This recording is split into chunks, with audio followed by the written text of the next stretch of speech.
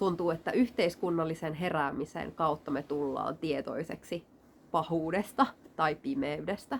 Ja sen henkisen heräämisen kautta me tullaan tietoiseksi valosta ja rakkaudesta. Siitä jumalallisesta tietoisuudesta, jota me kaikki ollaan.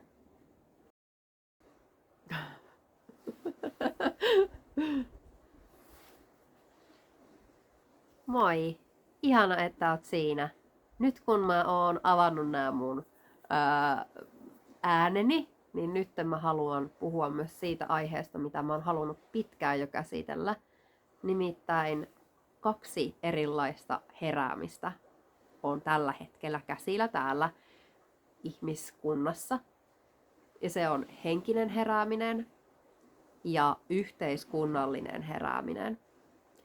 Ja nämä yhdessä on sellainen tärkeä kokonaisuus. Mutta jos meillä on ainoastaan se yhteiskunnallinen herääminen, mitä me koetaan, niin ilman sitä henkistä heräämistä, niin se voi olla tosi raskas ja pelottava paikka. Ja sen takia me tarvitaan niitä molempia. Me tarvitaan myös se henkinen herääminen, jotta me voidaan selvitä henkisesti ja ehkä fyysisestikin tästä ajasta, joka voi olla monin tavoin tosi traumaattinen. Koska se yhteiskunnallinen herääminen sisältää heräämisen kaikelle sille, mikä on aikaisemmin ollut salattua ja sellaista piiloteltua, mitä me ei olla haluttu katsoa tai myöntää. Me tullaan tietoisiksi epäkohdista meidän yhteiskuntarakenteissa, korruptiosta,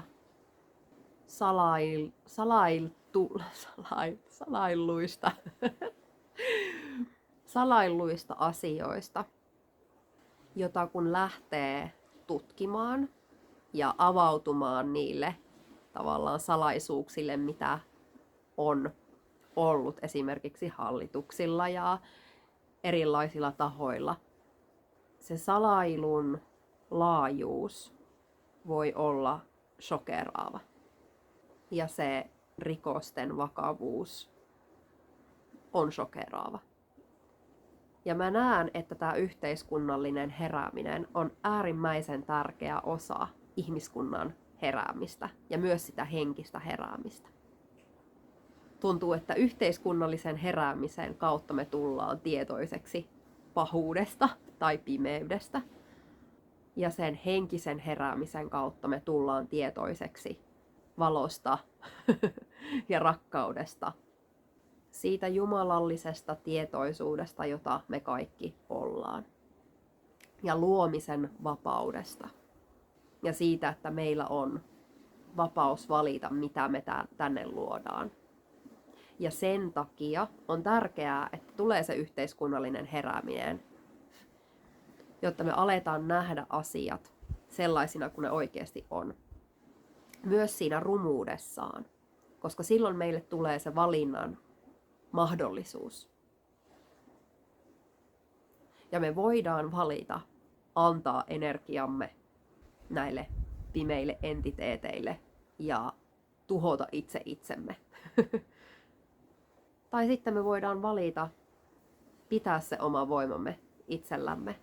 Me voidaan valita ilmentää sitä meidän sielun valoa ja iloa, vapautta. Mutta se tarvii sen heräämisen sille. Ja me ollaan keskellä sitä heräämistä, kollektiivista heräämistä, niin yhteiskunnallista kuin henkistäkin heräämistä. Ja ne ihmiset, ketkä on kulkenut jo sitä henkisen heräämisen polkua, ne ketkä on tutustunut siihen omaan sielun voimaansa ja siihen kaiken elämän yhdistävään rakkauteen ja voimaan, mikä siellä meidän jokaisen sisällä on, niin toimii tässä ajassa sellaisina kätilöinä sille uudelle maailmalle ja tälle heräämiselle.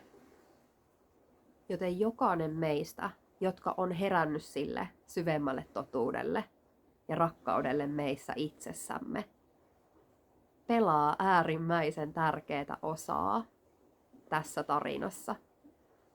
Ja mun ei ole tarkoitus laittaa mitään paineita ihmisille, että pitäisi nyt äkkiä jotakin tehdä, vaan päinvastoin antaa itsensä täysin irrottaa pelosta ja niistä ajatuksista, että mitä sun pitäisi olla.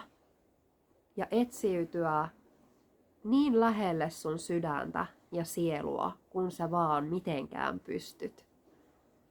Ja itseensä, sitä omaa sielua ja sydäntähän voi lähestyä niin monella eri tapaa. Sitä voi meditoida, rukoilla, kutsua luokseen, vaikka se on tässä, me ollaan sitä koko ajan. Mutta se, että se voi kokemuksellisesti avautua meidän sisällä se yhteys, jotta me voidaan hengittää, olla, värähdellä sitä meidän rauhaa, sitä meidän ydintä.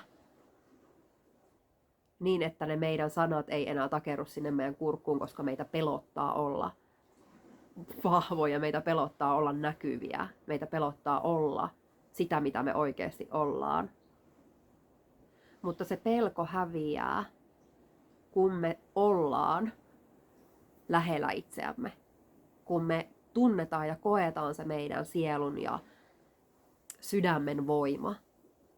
Se luo semmoisen ikään kuin voima- ja suojakentän meidän ympärille. Tästä on tehty ihan tutkimuksia, että sydän tekee kentän ympärilleen ja että sydän on äärimmäisen intuitiivinen, tunteva elin, joka tietää asioita ennen kuin meidän silmät näkee ne. Tästä on Heart Math Institute tehnyt tutkimuksia, ne on tosi mielenkiintoisia. Mutta että meissä on niin paljon asioita, hienoja asioita, mitä me ei ole välttämättä edes tiedetty. Ja mitä nyt vasta tiedekin alkaa silleen vähän tuomaan esille tai pääsemään kosketuksiin. Eli me aletaan vähitellen myös tieteen puolelta tulla lähemmäksi sitä henkisyyttä. Ja musta tuntuu, että se on tärkeä osa myös sitä henkistä heräämistä, se, että tiede ei ole enää sen niin kuin henkisyyden ulkopuolella. Koska henki on se materia, mihin kaikki perustuu. Niin pakon edestäkin se tiede tulee sen henkisyyden kanssa yhteen. Eli me eletään suurta heräämisen aikaa niin yhteiskunnallisessa mielessä kuin henkisessäkin mielessä. Ja jokainen meistä, joka kulkee sitä henkistä tietä ja on tullut jo tietoiseksi itsestään, tietoisemmaksi itsestään siitä, kuka todella on ja mikä on tämän elämän takana, niin on ikään kuin siinä aallon harjalla tai siinä nuolen kärkenä sanottamassa sitä tietä, mitä se ihmiskunta haluaa kulkea. Ja kulkemassa sitä tietä ensimmäisinä ja tuomassa toivoa ihmisille. Se kaikki hyvä on tässä just nyt. Meidän ei tarvitse mennä mihinkään. Meidän ei tarvitse yrittää mitään. Vaan se kaikki on tässä ja nyt. Meidän ei tarvitse koittaa yrittää ratkaista asioita tai yrittää herätä henkisesti tai yhtään mitenkään. Koska se herääminen on oikeastaan vaan sen tajuamista, että se kaikki on tässä ja nyt.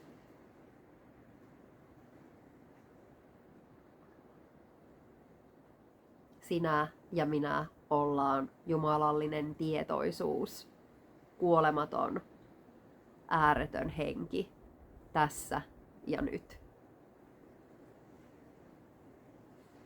Ja se on se henkinen herääminen.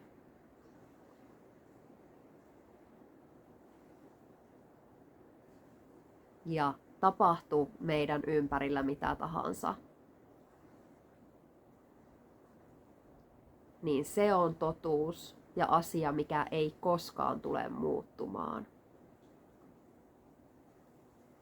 Ja mitä vankemmin me ollaan siinä totuudessa itsessämme, niin että me ei anneta itsemme jumittua sellaisiin ajatuksiin tai teemoihin, jotka vetää meidät alas. Ja se on tosi ymmärrettävää, että niin tapahtuu välillä. Ja sitten siitä vaan huomaa, löytää itsensä, että oho, mä oon taas täällä spiraalissa. Niin palaa aina takaisin siihen totuuteen. Koska se totuus ei koskaan hylkää meitä. Se aina odottaa meitä.